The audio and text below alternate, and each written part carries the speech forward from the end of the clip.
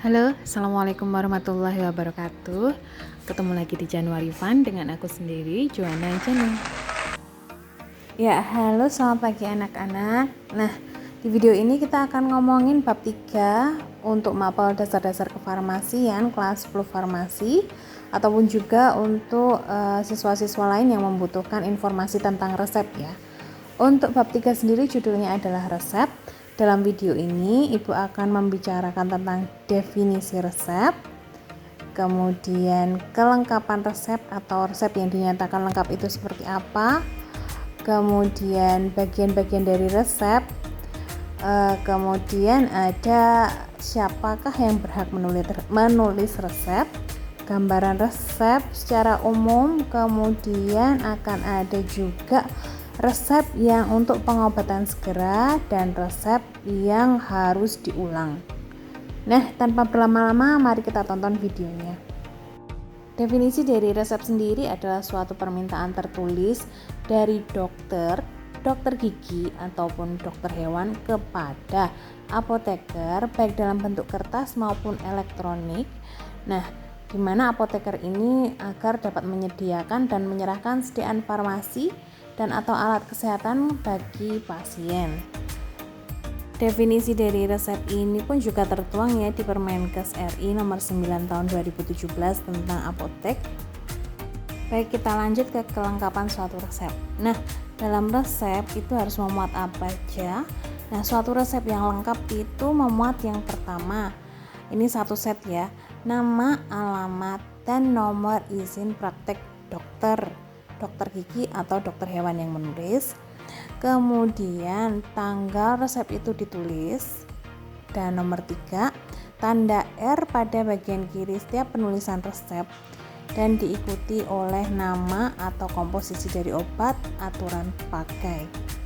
Nah, kemudian biasanya setelah dokter menuliskan obat atau komposisi obatnya, biasanya dokter pun juga membubuhkan tanda tangan atau paraf dokter penulis sendiri.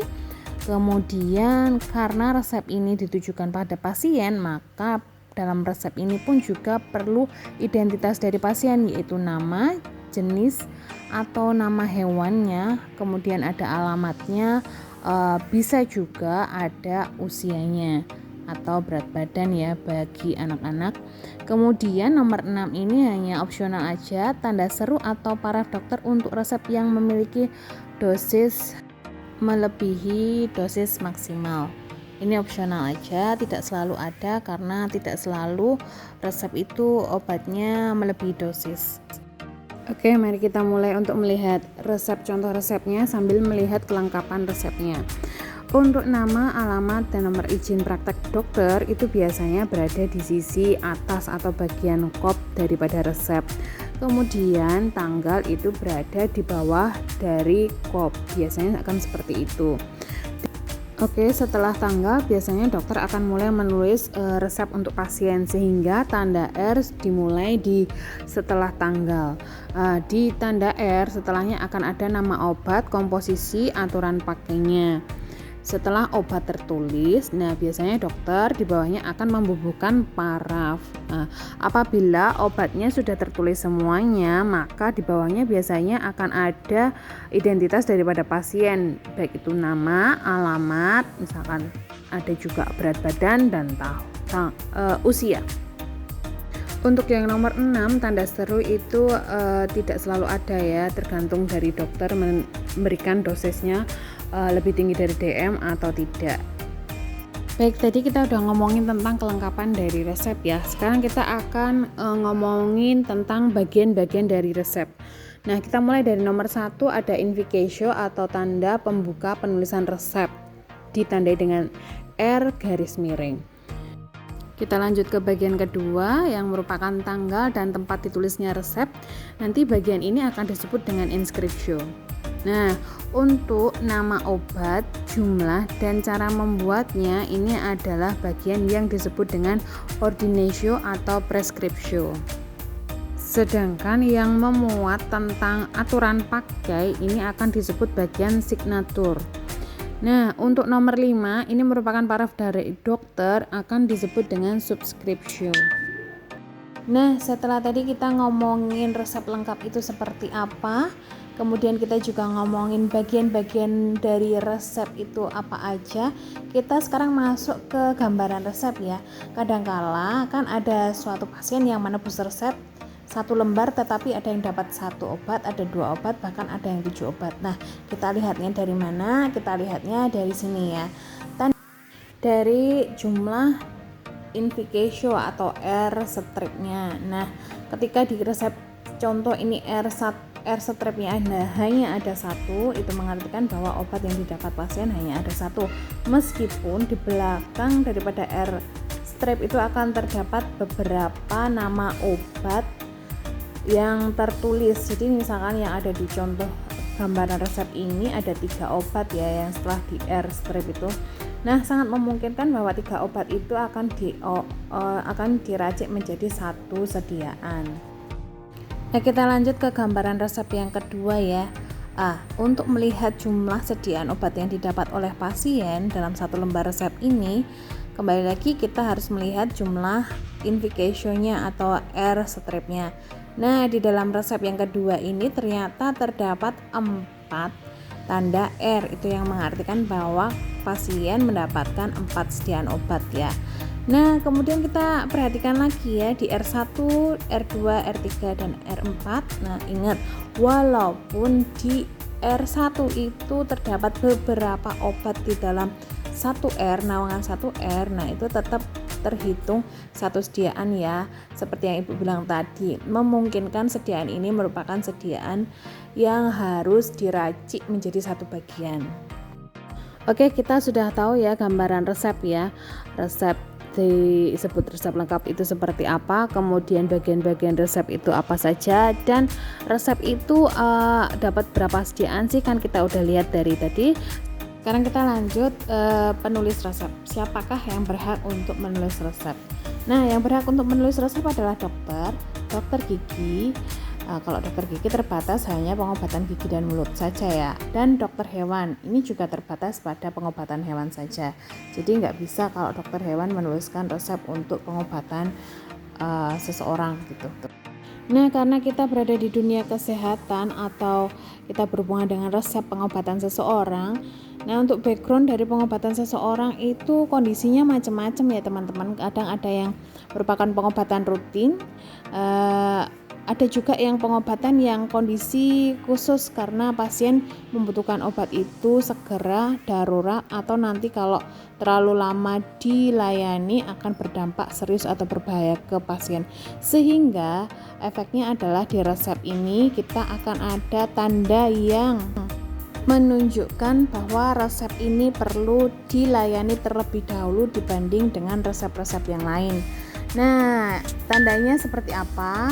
Tandanya adalah adanya tulisan SITO yang mengartikan segera, urgent yang menyatakan bahwa resep itu penting, statim yang mengartikan bahwa resep itu pun juga penting untuk didahulukan, dan PIM, periculum in mora, yang artinya adalah berbahaya bila ditunda. Nah, biasanya penulisan tanda pengobatan yang perlu segera ini itu akan dituliskan di bagian atas kanan resep. Nah, sehingga dari pihak apoteker atau pihak apoteknya harus mendahulukan pelayanan resep ini dibanding dengan resep obat yang lain, walaupun antrian paling belakang ya, misalkan pasiennya. Nah, ini sebagai ilustrasi aja untuk lebih memahami untuk pengobatan segera itu seperti apa ya. Misalkan saja ada seorang ibu dan anak yang datang ke praktek dokter. Nah, anak tersebut sedang mengalami demam yang tinggi, menggigil dan terlihat seperti lemas gitu, dan diketahui anak tersebut memiliki riwayat kejang. Nah, sehingga dokter itu akan memungkinkan menuliskan resep anti kejang dengan dibubuhi tanda SITO atau segera ya. Nah, ketika kita di bagian farmasi menerima resep tersebut, maka kita wajib mendahulukan resep tersebut dibanding antrian yang lain ya, walaupun resep itu datang terakhir.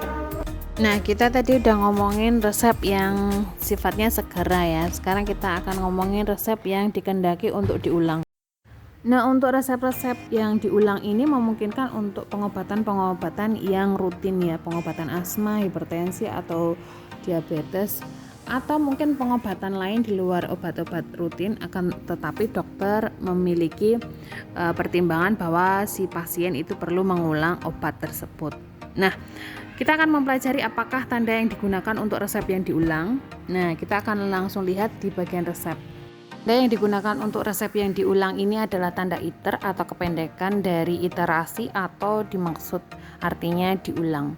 Nah, itu seperti ada yang di garis biru ya, itu menunjukkan kata atau tanda ITER. Kemudian dokter juga akan menulis jumlah pengulangan yang diinginkan itu tepat di belakang tanda ITER. Seperti contoh di gambar resep tersebut bahwa ada tulisan 3 kali, artinya pengulangannya sejumlah 3 kali. Tanda ini dapat diletakkan di kiri atas resep ya, tapi ini sangat tergantung apabila di satu resep itu terdapat banyak obat dan yang diulang itu akan yang mana itu akan mempengaruhi letak daripada tanda ITER. Nah, sebagai contoh yang ada di gambar resep ini hanya ada obatnya hanya ada 2 dan kedua-duanya ini dokter menginginkan untuk diulang sehingga tanda ITER-nya itu berada di sisi kiri resep. Di sisi kiri resep di atas tanda invication yang pertama. Sebagai tambahan saja, untuk resep yang mengandung narkotika itu tidak dapat di ITER, akan tetapi resep itu harus selalu baru. Nah, sekarang kita masuk ke pasien itu dapat atau berhak menebus resep itu ketika ada kata ITER itu berapa kali. Nah, kita masih pakai contoh resep yang tadi, yaitu resep yang di ITER 3 kali oleh dokternya. Maka pasien itu berhak menebus resep jumlah berapa kali ya. Nah, yang pertama adalah resep tulisan asli dari dokter sendiri atau tinta basah dari dokter. Kita sebut dengan pengambilan yang asli ya, resep asli. Nah, kemudian dokter itu ternyata menuliskan angka 3 kali setelah kata ITER, artinya dapat diulang 3 kali.